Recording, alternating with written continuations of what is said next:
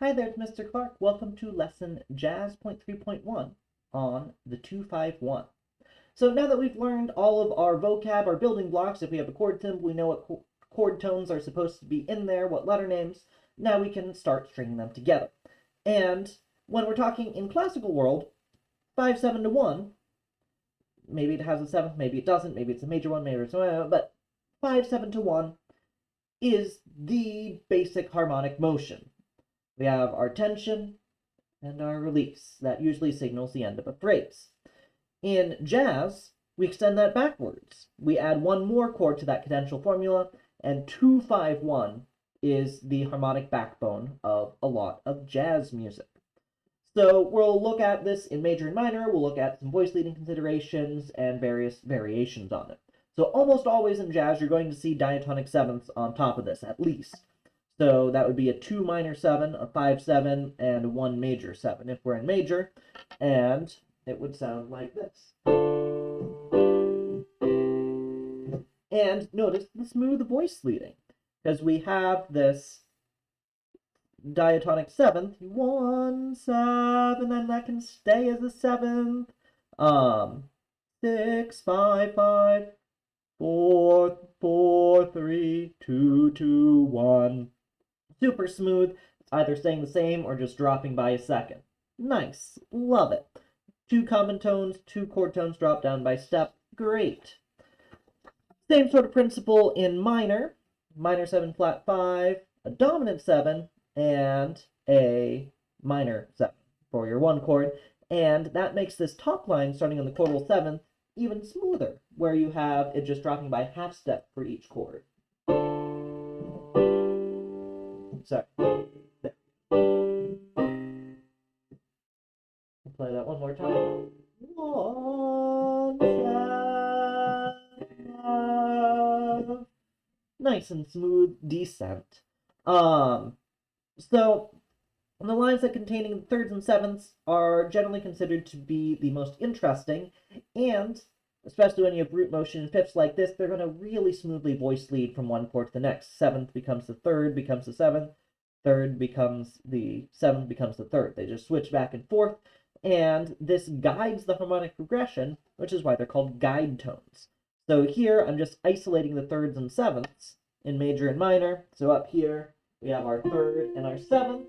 Then that swaps. The next chord, seventh on the bottom, third on the top. Nice and smooth. You can invert them. Here we have the seventh, the C, and then the third, the F on top. Works in minor too.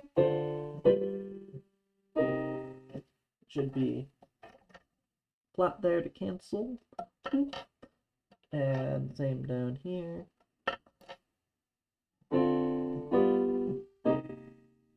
Nice. So since we want to prioritize smooth voice leading, sometimes we add some extensions to make things even smoother. In minor, for instance, we have our flat 5 and our 2 chord.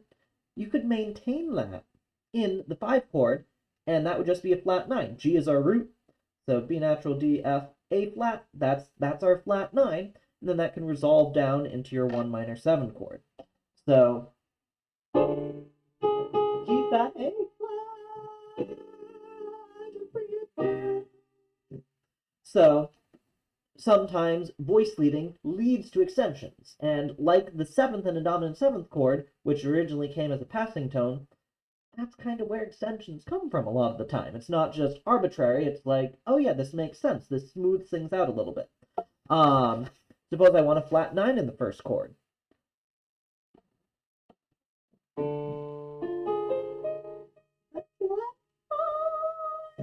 Then I could maintain it in my 5 chord as a flat 13, let it resolve down to a 9th in my 1 chord. So that would be